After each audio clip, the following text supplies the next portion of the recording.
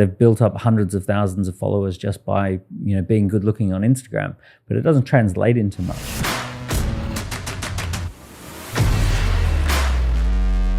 In terms of key person of influence, one of the things I wanted to ask you about is what I see almost as the opposite of key person of influence, because people look at branding and influencers as that key person of influence. It's like, oh, this person on Instagram, they've got this massive following, that they're a key person of influence. But to me, 99% of these people, let's say, they've got influence because they've walked off a TV show and people know who they are. But then they don't have any of the other traits, the skill sets, the depth to a business or anything behind it. And for me, they're absolute lost opportunity.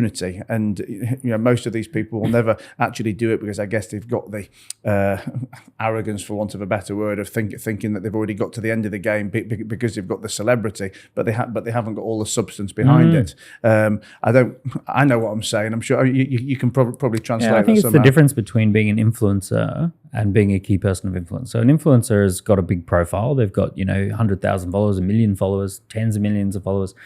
But they don't have all the other things, and a lot of the time now we see influencers who are just good looking people, and they're just, they've got great bodies and they've got great, looks, and they've built up hundreds of thousands of followers just by, being good looking on Instagram. But it doesn't translate into much. It doesn't translate into having a business or having actual real influence. In many cases, a lot of these people can't actually sell product or sell anything into the marketplace, not of anything, sizable with substance anymore. So it's important that we see the distinction between a key person of influence and an influencer. An influencer can become a key person of influence. They can start with that profile and build it out and strengthen it and actually build something from it. But also you can start with something else, like you start with a business or a product and build out your influence. Tim Cook of Apple has become a key person of influence because he's had to follow in Steve Jobs' footsteps.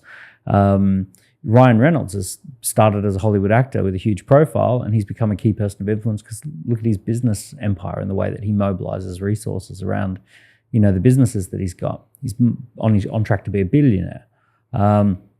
So what we're really talking about is not someone who's an influencer. We're not talking about, photographing your breakfast and your gym routine and your abs and all that sort of stuff. We're talking about being a business person who leads with their personal brand, who builds a relationship with people using digital assets, who uses their brand to attract talented people around them, who uses their brand to have joint ventures and partnerships.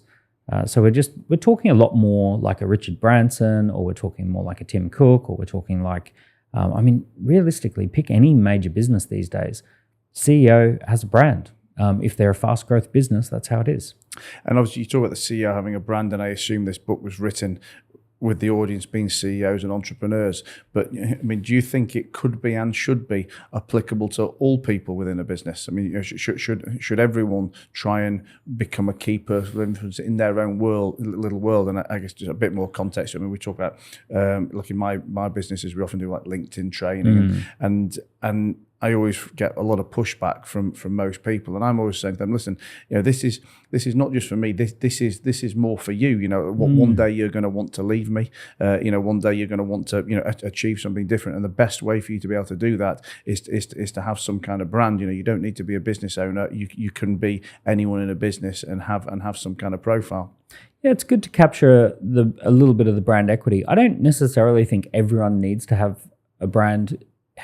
Like, I'll give you a great example. My co-founder in Score App is a guy called Steve. Steve is a brilliant technology developer, and he's really good at developing technology platforms, recruiting talented tech people. He's really great at managing them and getting them to be super creative, and he's good at fixing any errors that happen.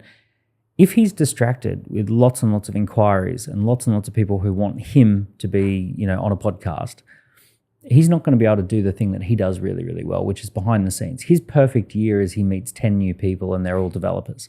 But there's a reason that he and I are in business together, because we're playing a team sport. I don't have to worry about the tech. He doesn't have to worry about the podcasts. So we go really, really well together, but we own a company together. So the value of what he does and the value of what I do ends up in the value of the business. Now, a lot of people, they're not in that situation. So if you're in business with someone who's got a whopping big brand, happy days.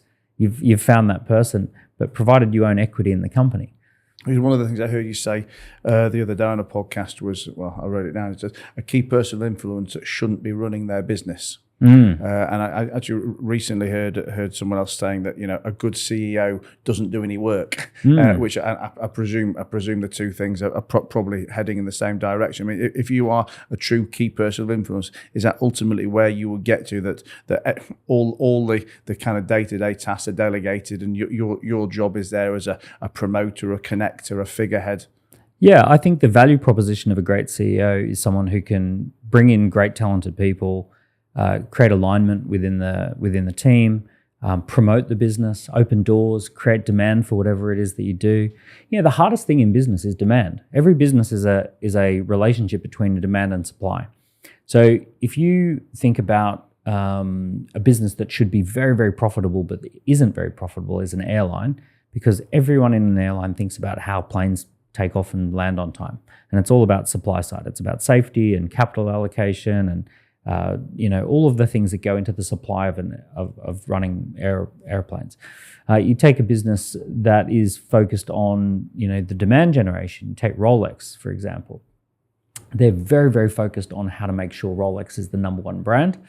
They have all the top athletes and all the top sports events and all that they work with, and they're very focused on the demand creation. Now, if you take any business, the demand side is way harder than the supply side.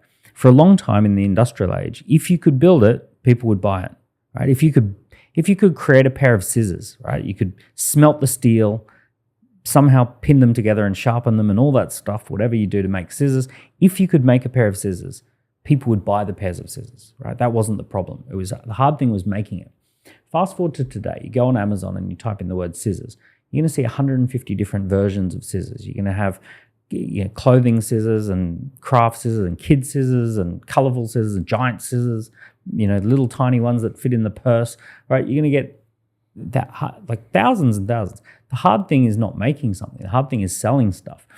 So the CEO or the founder or the entrepreneur has to be on the demand side. Now, this is the biggest error that all entrepreneurs are making. All entrepreneurs get into something that they love the idea of doing the work. They go, I want to be a coach. Why? Because I like the idea of coaching people. Okay, that's great. How are you going to win coaching clients? I want to run health retreats. Why? Because I love the idea of running a health retreat. Okay, but how are you going to fill the health retreat? So it's the demand generation side that's hard. That's what stops people. That's what makes businesses fail. It's almost never the case that a business is flooded with demand. Everyone wants to buy from that business and the business goes bankrupt. Right? It's always the case that they're very good at the supply of what they do and they can't sell it. And in today's world, where there pretty much isn't any new products, everything's already been done. How does someone create that demand? How do they create distribution? It's personal brand. It is having a relationship with the marketplace. There are certain things, like for me personally, if I launch a piece of software, which I've launched a piece of software just a couple of weeks ago, there's a few thousand people who will show up to a launch event just to see what's Dan launching. If someone who doesn't have a personal brand launches the exact same product, very few people will show up and talk about it. And if someone with a bigger brand than me launched the same product, they'd get a better result again.